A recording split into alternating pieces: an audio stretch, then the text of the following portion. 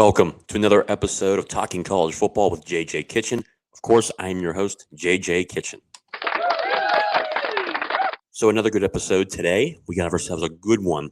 But before we start and go into the schedule, the 2023 schedule for the Pitt Panthers, first, if you could, like this video when it comes to the end of it, like it, comment on it, but more importantly, subscribe to the channel. Always like having the conversation with you guys, and we're growing at a rapid rate. It's always good to have that conversation, but more importantly, more people being able to see the video and creating more of commentary in the comment section, which has really happened, especially here in the last 3 weeks. So again, thank you guys for all your support. But for today's video, again, like I mentioned, we're going to go over the 2023 Pitt football schedule, a little bit of facts about each and one of the teams and what I think of Pitt's chances in each one of them. And at the end, we'll do a little bit of a prediction. I wanted to get this out before spring ball officially starts, which is March 14th, this coming Tuesday. So I figured do one before spring football and then make some adjustments after spring football as we talk about where Pitt goes this year, especially with some position battles, but more importantly, what we see Pitt really doing this year, the 2023 season.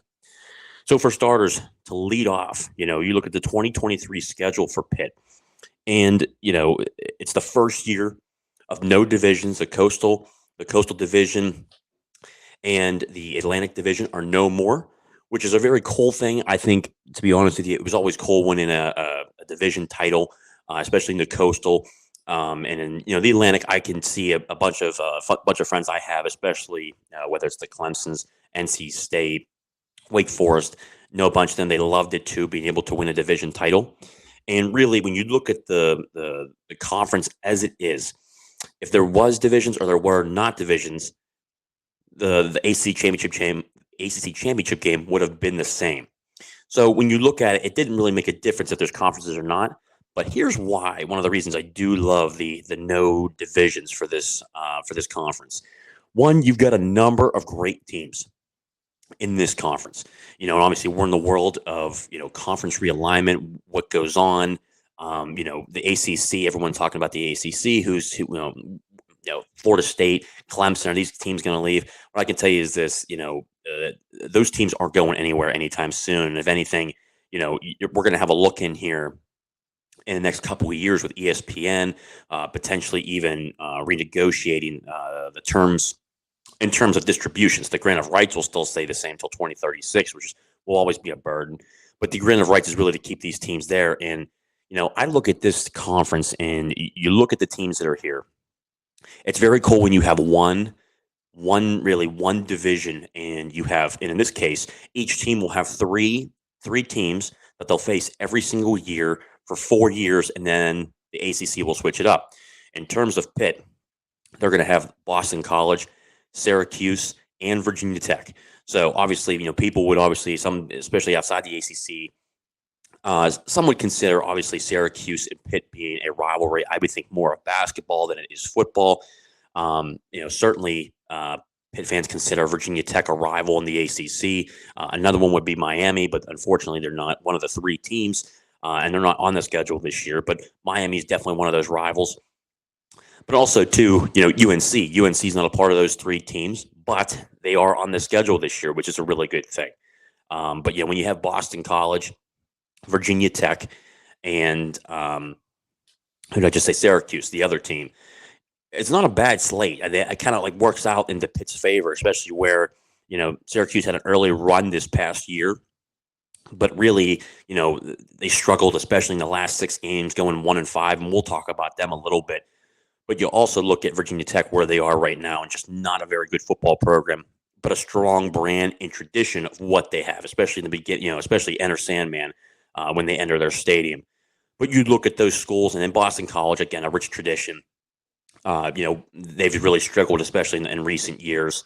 They had a good 2020 campaign. You thought you were seeing a little bit of progressiveness, especially from Jeff Hafley. But he's certainly going to be on the hot seat this year as he tries to figure out how can he get Boston College back into being competitive. But those are the 3 teams that Pitt will face for the next 4 years, no matter what. Where they are on the schedule will change variously through each year. But this is actually a very good conference, okay? I look at the Big 12, Texas and Oklahoma. They'll be there for this one last year before they go to the SEC. I think there's a lot of, they've added a number of teams in there. Obviously, Pitt will be facing Cincinnati this year. They go from the American Conference into the Big 12. I think that's going to help them. But really, the only blue blood program that they have is Kansas, and it's in basketball. You look at the Big 12. There's no really blue bloods or really big brands in football. You look at the ACC. You've got Clemson, Miami, Florida State, UNC. Obviously Duke is obviously traditionally obviously more basketball than anything else, even though they've had a great year this past year, winning 9 games. But you have those powerhouses in the ACC in which to build upon the teams you do have there, and of course the up and coming teams as well. Obviously Pitt in the past 2 years winning 20 games at ACC championship game, Wake Forest having their wins getting to the ACC championship game, NC State being that consistent team where they get 8 to 9 wins per year as they keep climbing. UNC really getting back in the saddle, trying to build the program that they want to have under Mac Brown. Mac Brown has struggled until last year, where they really had that breakaway year where they really got back on the map. Obviously the ACC championship game didn't go the way that they wanted to go, but overall, you look at this conference, it continues to get better. I just think the traditional teams that they have here, it's a strong conference, and it's not an easy schedule. Okay. And I think when you add in, I'm going to talk to you guys about the non-con games that Pitt has. This is an extremely tough schedule for Pitt this year.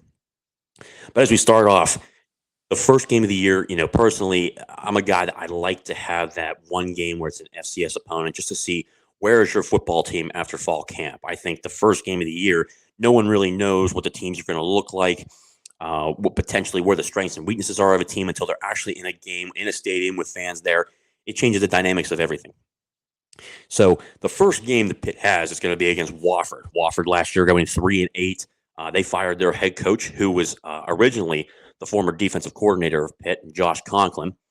But they hire a familiar face in Sean Watson, who was the OC last year, was the former OC at Pitt. Really good to see. He landed on his feet. Obviously, Sean really struggled here at Pitt, to say the least. But he'll be the head coach for Wofford this coming season. You can imagine with Pat Narduzzi, this is going to be more of a very uptick game. He's going to want to win this game decisively, to put it lightly, I should say. So you really lead off with that first game of the year. Where's this football team going to be? Who's the quarterback going to be? Is it going to be Phil Dracovic? And that'll be the question, especially the quarterback battle they're going to have here in the spring and the fall with Phil Dracovic and Christian Valar. We'll see where they go. And then obviously Nate Yarnell, but obviously it's going to be in there as well competing. It's going to be really between those 3 quarterbacks, and we'll see where they go. You'll have plenty of position battles on defense. So I think that first game, it's good to see where this football team is and be able to really judge. Now, knowing Pat Narduzzi, he's going to want to beat this team really bad. But what I can tell you is this: the offense, like any other FCS game that Pat has ever coached, it's going to be a vanilla game on offense. They might open it up a little bit to get a decent lead, but you'll see the vanilla offense of what he usually does. Now, then you go into game number 2, and this is the game where you'll really find out what kind of Pitt team you'll have this year. In my personal opinion, it's a big game. You got another Power 5 team coming in here in the University of Cincinnati. For us, a traditional rival, especially when it was in the Big East. This is a team obviously going through a lot of change. Obviously, I had this game rated higher previous months ago under Luke Fickell, because I think Luke Fickell's one hell of a coach. He's done a great job at the University of Cincinnati, but Luke Fickell has moved on to the Big Ten, entering the University of Wisconsin. So he'll be a Badger this coming year. And, I really questioned the hire by Cincinnati by hiring former Louisville head coach Scott Satterfield. Satterfield was a guy who was down at Louisville. It just was never really a fit. He couldn't get on his feet there. He had a quarterback in Malik Cunningham, a guy very versatile, beat Pitt last year. But you look at the overall record, really struggled at Louisville. So him going to Cincinnati was a little bit of a head scratcher, especially where Cincinnati was in terms of their program. They continue to climb. They're finally ending a Power 5 program. But this game takes a little bit of a step back in my mind because of the new coaching change. You'll have a different quarterback in there as well. You had a number of transfers that left. Some of them did go to Wisconsin with Luke Fickell, and some of them went to other schools as well. So you look at this team. in general, okay, I think it's going to be a very good game, a very good matchup because no matter what, it's a Power Five game. Call it what it is. It's a Power Five game. It'll be at home. First two games, obviously, being at home at Acrisure Stadium, you love to see it. This one will be a good crowd, especially for the Panther Pit and especially to the general public as well. This will be a good turnout for this game as it's the first time they face each other since the Big East days, which is going to be awesome. But 9-4. 9-4 with a bowl loss, obviously to Louisville, which is kind of funny too. They pretty much, Luke Fickell left, goes to Wisconsin, and then Satterfield leaves Louisville to go to Cincinnati, which was a little crazy in itself. But I look at that game; that's going to be a very good game. Cincinnati still 9-4; they still have plenty of talent on that team. Do I think that they have enough talent to really be very good in that first year in the Power Five, where they're facing consistent Power Five teams, not like that one Power Five team they faced in a bowl game? We'll see how it goes. I think it'll be really something to watch, especially in the Big 12 and where their travel schedule is, because now they're going to be entering what West Virginia really does. The travel schedule, does it really help them, hurt them? In this case, it looks like it's going to definitely hurt them more. Just talk to West Virginia about that. The travel schedule is just ridiculous. So we'll see where that goes, but that is a very good game, to say the least, in week 2. Week 3, we go to, of course, the backyard brawl down in Morgantown against West Virginia. As you all know, West Virginia had a 5-7 season, didn't make a bowl game. Had spurts last year. Always the first game of the year, losing to Pitt 38-31. Very good game. Obviously, I was at the game. I think, Pitt fans did a hell of a job. I mean, it's just the atmosphere in general, how loud, and the amount of false starts that West Virginia had. The crowd was such a huge factor into that game and how that game really swayed back and forth. But more importantly, just the fans in general, man, just how loud it was. I'm not really sure, even when Penn State was here. I don't remember the stadium ever being that loud when, for Pitt fans really creating that much noise. So it was a hell of a game. In terms of Louisville, in terms of West Virginia, you look at it, they change offensive coordinators.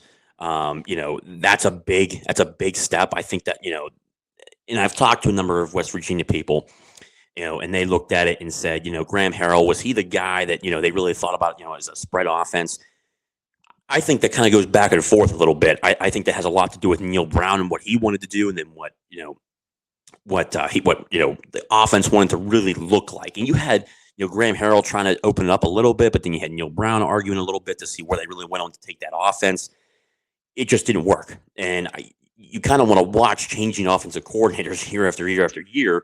But I think in this last year, I think West Virginia really pulling one completely out of the dark here by keeping Neil Brown, especially in his 4 years so far at West Virginia. He has a losing record. I mean, it's been, West Virginia has really struggled in football for the last really 4 or 5 years, even the last year of Dana Holgorsen when they really fell apart down the stretch.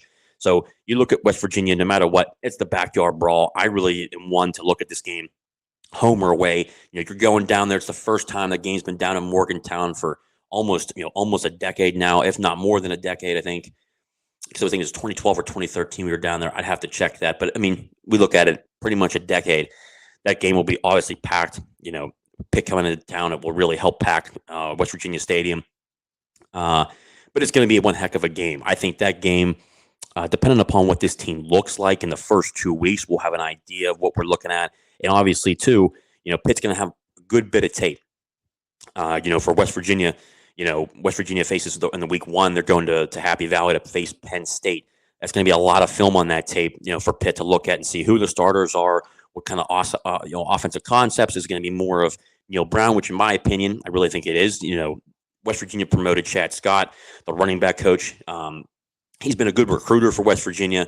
Neil Brown talked about how this was a really good opportunity for him. He's earned it. I kind of agree with that. He's earned it. But then, when you're in your last year, really needed to prove to the administration. Now you have a new athletic director there as well. I was a little shocked. I mean, it was kind of, really underwhelming for West Virginia. And I look at a lot of their fans saying, and it's kind of like 50-50 where some of them were saying, well, we kept Chad Scott. We wanted to keep him because he's a great recruiter. But then you look at it too, it's your last year again, and you have a guy that's never been in that kind of position in the Power Five where he's called plays. So that's a very big uptaking. And on top of that, JT Daniels, he transfers out because it certainly doesn't work out, that he gets benched, especially towards the end of the season. And they're going to have a quarterback battle with no transfer quarterback coming in. It'll be a younger guy for sure. From what I've been told, they're talented quarterbacks, but then again, they've only had a couple games underneath their belt. A lot of inexperience. They're going to be young at the quarterback position, so we'll see what they look like. But that's going to be a hell of a game in Morgantown. Then you're going to have North Carolina. Obviously, we lost to North Carolina this past season. UNC obviously going to the ACC championship game. They finished there with a record of 9-5. They went into the postseason at 9-3 record. Obviously, losing to Clemson. That was a tough loss. Especially too just in the wide margin that they were in. It is what it is. I think traditionally during the season, UNC was really scoring points, but the offense really wasn't what it was supposed to be, especially in that first game. In that first ACC championship game with Mac Brown as the head coach. They didn't play well, but they did play very well in the bowl game where they lost to number 15 Oregon 28-27. So you look at the Pac-12, one of their better teams. UNC played well. Obviously, Pitt faced the Pac-12 too. They faced UCLA was number 15 at the time or number 17. I can't remember if it was 14 or 17. But obviously in the top 25, Pitt took care of business with a bunch of guys, young guys, who didn't see very much time because of all the opt-outs and whatnot, especially during the postseason, getting ready for the NFL draft, things of that nature. Pitt took care of business and put up a good number of points where UNC really kind of struggled a little bit with Oregon. So they had a tough game. You look at this team, they returned Drake May, which in my opinion is the best quarterback in the ACC this coming year. I think he's going to be an absolute stud again. That's certainly going to be a tough game. Obviously, that's going to be at Acrisure Stadium, which is going to be good for Pitt. We'll see how it goes. I look at Drake May again. He's going to be a great quarterback, and in my opinion, this will be his last year in college football. He's going to be a first. He plays the way he did this past year. He's going to be a first round pick, guaranteed. I mean, if not, in the top 5 picks. That's just how good this kid. He's got a strong arm. You look at this first year, being able to read defenses. I thought he did a tremendous job. Obviously they have a change though. Offensive coordinator Phil Longo does leave North Carolina to go join Matt Rhule at Nebraska. That'll be an interesting development to see how that team really works it out and see where they go. But it'll be interesting to see what this team really looks like. Next, you'll have Virginia Tech. Obviously, Pitt taking care of Virginia Tech this past year. Virginia Tech finishes at the what is it here? 3-9. I believe it was 3-9, and obviously Brent Pry entering his second year. It was 3-9 or 3-8. I think they may have had one game that was missed because of the horrible tragedy, obviously in Charlottesville. So I do believe it was 3-8. But Brent Pry going into his second year. We'll see what they look like. He needs to find a way too. His offensive line coach, Joe Rudolph, who was obviously the previous OC with Paul Christ. Joe Rudolph does leave. He's now going to become the offensive line coach. From everything I've been told, he'll be the offensive line coach at Notre Dame. That's where he's headed. That's a good hire for them. But we'll see where Virginia Tech goes. I think they still have a long way to go. I think they need to create more depth. They need to utilize the transfer portal. They got a lot of work to do. I'd see Pitt taking care of business there, and just we'll see how the game goes. But it'll be down in Blacksburg. But we got to see exactly what happens. But at the end of the day, this team needs to continue to monitor these games, but also these teams. When you look at especially the film for the coming year, by this time you're starting to enter the middle of the season, you'll have enough tape on these guys. What do they look like? Are they continually young again? So it'll be interesting for sure what exactly this team looks like and when they get to that point. But I think Virginia Tech still has a lot of work to do to try to become competitive in the ACC because of all the transition. Fuente's doing a horrendous job when he was down there. I was surprised he even stayed there that long. He was allowed to stay there. So we'll see exactly where that goes. But that leads us to really now in the middle of the season, Louisville. Louisville's back on the schedule. Obviously, Jeff Brom will be the new head coach this season, leaving Purdue in the Big Ten to go to the ACC. Jeff Brom, obviously his alma mater is Louisville. So they go out and get a Louisville man. It'll be interesting. Obviously, Malik Cunningham no longer there. A lot of transition there. The portal did strike them a little bit. I don't think it was too rough, but they did lose some guys between the portal and obviously graduation. we'll see what that looks like. Again, I think Pitt will take care of business when they face Louisville. We'll see. Looking to see here if this is let's see if this is a home game or not.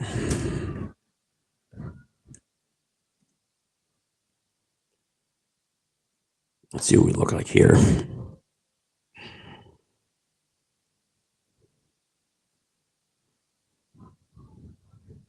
Yeah, this will be in Pittsburgh. So let's see here. Yeah, yeah, Pitt, which is huge. I mean, you love to see that. Obviously, they were down in Louisville last year, so that makes sense for them to be here. So you look at that again. You never want to underestimate any team, but I think with the turnover that's there, the head coaching change, I think it's going to take a couple of years for them to get really back on their feet. This past year, obviously Louisville, they did beat Cincinnati in their bowl game in the Fenway Bowl. So again, another team to watch. They finished 8-5. Certainly did a good job. And when you beat Cincy, who's going to the Big 12, that's always a good sign of indication where that team is, especially too when your head coach is let go. So we'll monitor that team, but I think that's still going to be a tough game because it's still Louisville.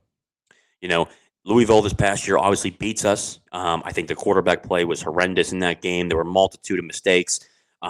So when you look at it, Louisville beats us this past season. That's a game you got to watch, and it's a game that Pitt needs to be prepared for. So again, I think in terms of Pitt, that's going to be a good team and a good battle for sure. Next, you have Wake Forest, who finished at 8-5, bowl win over Missouri.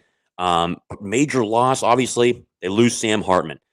Sam Hartman does leave Wake Forest. Kind of shocked because you've been there for so long in the system that's there. You're comfortable with it. You want one more year because the NFL draft, NFL teams. I guess and his evaluation was not high, but he does leave to go to Notre Dame. I think the one thing I will say about that is obviously Notre Dame's a pro style offense. Wake Forest with their offensive system, obviously, it's very unique. It's very different than a lot of other teams around the country. So I think maybe in terms of what he was looking for was just that pro style offense to try to see, hey, you know what? I can prove to NFL scouts I can play in an NFL offense because that's what Notre Dame runs. A lot like what Pitt really runs. So you look at it, just maybe just a change of scenery because it's just there's not a lot of NFL scouts really calling him. It's certainly different, but we'll see where it goes because obviously, we'll see where it goes. I'll leave it at that. But I think that he's a tremendous quarterback. He's put up numbers, especially at Wake Forest. We'll see what they do. We'll see what he does. Notre Dame, he'll have all the weapons that he needs. If it doesn't work out this year, I think he can, rest assured that he tried everything and it just didn't work out. But we'll see exactly what happens there. And that leads us, of course, into the next game, which is Notre Dame and South Bend. Notre Dame finished their season at 9-4, especially with a bowl win over SEC South Carolina. South Carolina was really having a hot streak at that point. Won numerous games. South Carolina beats Clemson for the first time. I mean, heck, it felt like 8 or 9, maybe 10 years, because South Carolina's been in the basement, especially in the SEC. So they had really a good stretch where they were going into a bowl game, and then Notre Dame knocks them off. So that was a good one. Obviously, Notre Dame had 2 critical losses last year to Marshall and to Stanford. Those were 2 blowing losses to them because of one, just how bad Stanford was, especially in the Pac-12. They were horrendous last season, and obviously just Marshall being a Conference USA team. So you look at that, two tough losses, but guess what? It's Notre Dame in South Bend. You'll be there. It'll certainly be a tough game for sure. And it's a rivalry game. You never know what's going to happen or show up. But I think in Pitt's case, it's good to have that game later on in the season to see what exactly we look like. And you develop that chemistry, and especially, too, with the quarterback in the offensive system. But obviously, too, you're going to have a lot of new guys on the defensive line, the linebacker room. So it'll be good to see those guys especially come together and see what they look like by that time where you're starting to reach the middle towards the end of the season. Then you have Florida State. Florida State having their best year, heck, since Jimbo Fisher was there in 2014 when they won a national title. Last year, Florida State finishes 10-3, bowl win over Oklahoma. And then, of course, Jordan Travis is back for another year, the quarterback for Florida State. Again, I think he's a hell of a quarterback in the college world. I think he's done a tremendous job, certainly helped revive Florida State and Mike Norvell and what he's done. we'll see exactly where they go. Florida State had big wins over LSU, teams like that. We'll see exactly what they look like, especially for this season. But when you get Jordan Travis back in the same offensive system, that kind of bodes well for your system in general. I think Florida State is going to be another good team again. In my opinion, I look at Florida State really competing for the ACC championship game this year. They have a lot of talent coming back. They've done a good job recruiting. It's kind of what Norvell has been wanting to do. But the question is, are they going to show up this year? Now they're going to have expectations after a 10-3 season, a bowl win of Oklahoma from the Big 12, and again, it's kind of weird. The Big 12 in general for what that conference looks like. The ACC kind of really mauled the Big 12 in general this year in football. But we'll see where Florida State goes. We'll see if they stay consistent or not. So it'll be interesting to say the least. But again, I see Florida State really having a chance in competing for an ACC championship game this year. Next game, 3 games left. Syracuse. Obviously, Syracuse, a tale of two seasons, really. They start off 6-0. They're ranked in the top 20. They're riding high, and all of a sudden, they start tumbling, to say the least. When they lose to Notre Dame, they lose to Clemson. In their last 6 games, they go 1-5. Just a really tough way to end the season. And then on top of that, then they go to a bowl game and they lose to Minnesota. So you look at that, and that's just tough. That's just a tough season. I think that most people looked at, Dino Babers. He did a hell of a job in his first 6 games of the season, but then the real Syracuse came out, and it was a tough season. You look at 7-6. What are the expectations when you look at Syracuse, especially in their football program? Syracuse basketball was struggled this year. That's an athletic program that really needs to figure out exactly where the pinpoint is. Where are they going? And I think it's going to be crazy with Jim Boeheim retiring from the basketball scene, which in my opinion, after seeing the season and just the craziness and just the crazy comments from Jim Boeheim, I think it's going to be good for Syracuse to go in another direction. And they've actually promoted their associate head coach as well. So they have a plan in place. We'll see what they do. But as for football, another year where just a collapse has happened. So Syracuse is what Syracuse is.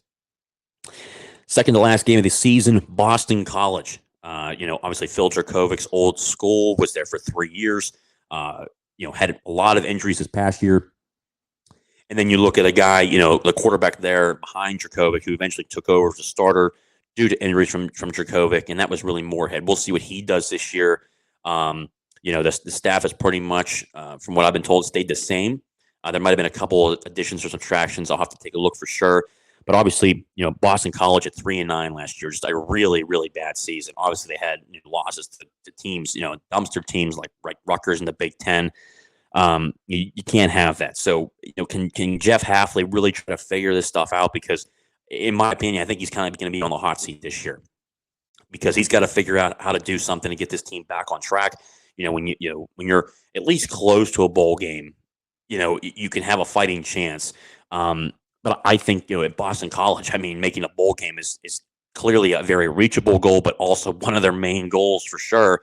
And if you're not reaching that, you're not Boston College material. So you look at Boston College, this is a make or break year for Jeff Hafley. What can he do?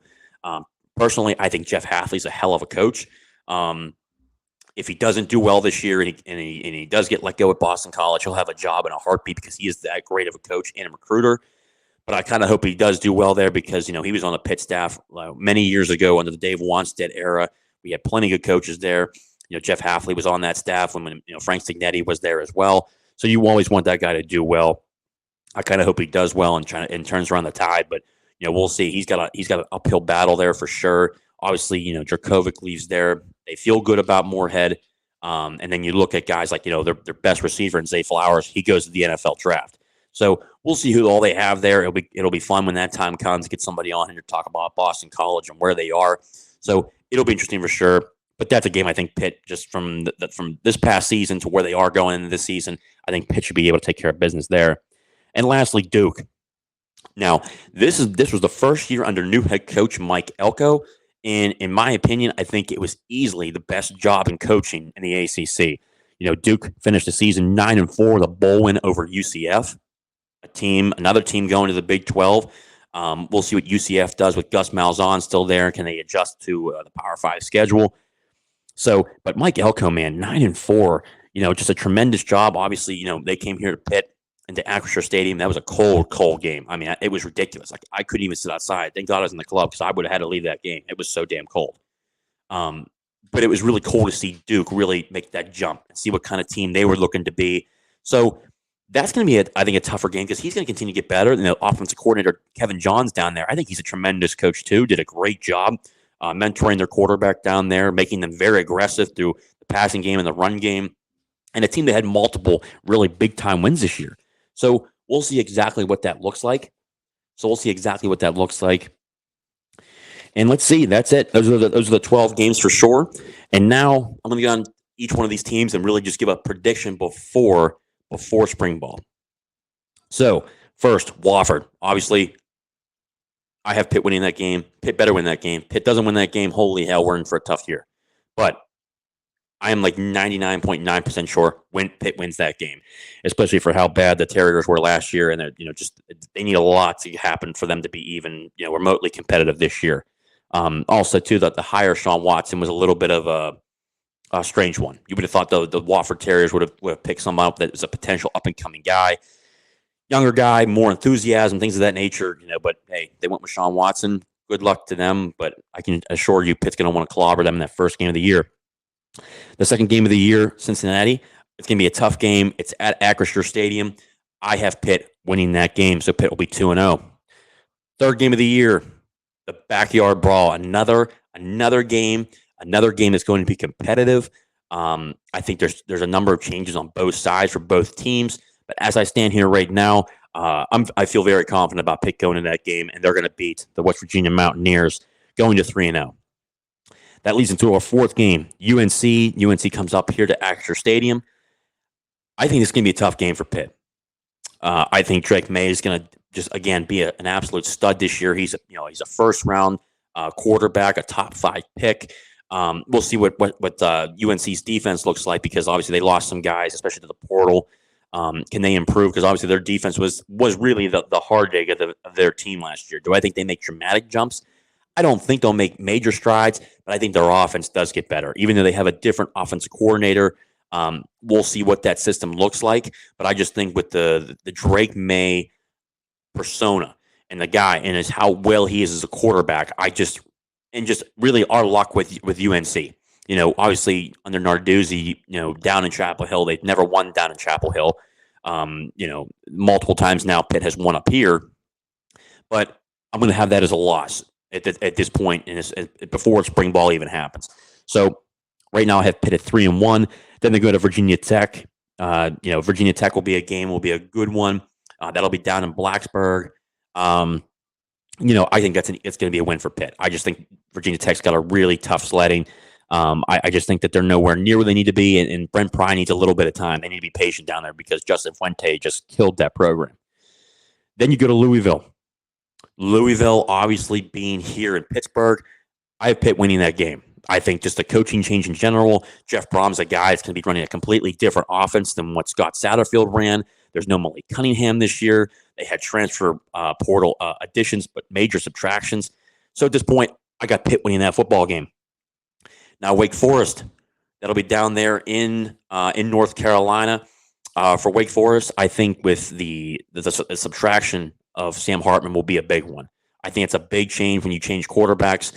I know they're going to have a quarterback competition down there. We'll see what that looks like. But I have Pitt winning that game. Then you have Notre Dame down in South Bend. That's going to be an extremely tough game. It's always a tough game when you go to South Bend. I think Sam Hartman being there just right now on paper, I think they have a lot of great players there. I think they've done a good job recruiting. Obviously, Freeman still needs to prove himself. He needs to be consistent. Obviously, that's a major job. The only question I have about them is really, the offensive coordinator hire, and that was a promotion of Gerard Parker, who was really struggling at West Virginia not too many years ago. What's that offense going to look like? Who knows? But they got Sam Hartman at their quarterback position, so we'll see exactly what that looks like. But as I stand right now, before the season starts, I have Notre Dame beating Pitt. Now that leads into the next game, Florida State. Florida State, I have them competing for an ACC championship game this year before anything starts up. I just think they're going to be that good of a team. I have Pitt losing to Florida State as they come to Acrisure Stadium. And the last 3 games, Syracuse, I have Pitt winning that game. I think, just Dino Babers. I think he's going to be really on his last limb there because he's just continuing to struggle. I don't know what Syracuse's goals are. I would think that bowl game is obviously number one. But are they looking to reach that 8-9 wins a year? They're going to have tough sledding this year. But I have Pitt winning that game. Boston College, Moorhead can be a good quarterback. We'll see how they adjust that offense, especially with the coordinator they still have there. We'll see what kind of production they can get. Obviously, Zay Flowers is gone. They have a number of offensive linemen that are gone. The tight end room will look different. So we'll see exactly what they look like. But after a 3-9 season, as of right now, I have Pitt winning that game.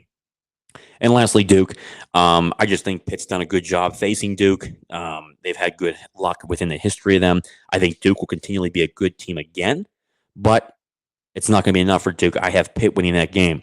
So if you're wondering what the record and prediction is here so far, before spring ball begins, I have Pitt in the 2023 season going 9-3 in the regular season, the 3 losses to Florida State, Notre Dame, and UNC. So, again, let me know what you guys think. Pitt fans, let me know what you guys think in the comments. I'll be posting this to Twitter. You can find me on Twitter at JJ_Kitchen40. You're more than welcome to comment there. Share the video, spread it. Love the conversation, especially in the comments on the channel here. I get back to usually the majority of them when there's a lot of comments. Sometimes I don't get to everybody, but I do get to the majority of them. So, again, please subscribe to the channel. It continues to grow at a rapid rate. We're doing a tremendous job, and that's thanks to you guys. Like, comment, share the video, and, of course, subscribe again. As always, it's a pleasure to break down Pitt and then talk college football, realignment, conferences all together. We'll be bringing more people on to have a show, especially before the season starts, from the SEC, the Big 12, the Pac-12. It'll be good. In the Big 10, I do a lot of stuff with the ACC and the Big 10. So, again, thank you guys for everything you guys do in supporting the channel. And as always, now and forever, enjoy yourselves, but also hail to Pitt. I'll see you guys.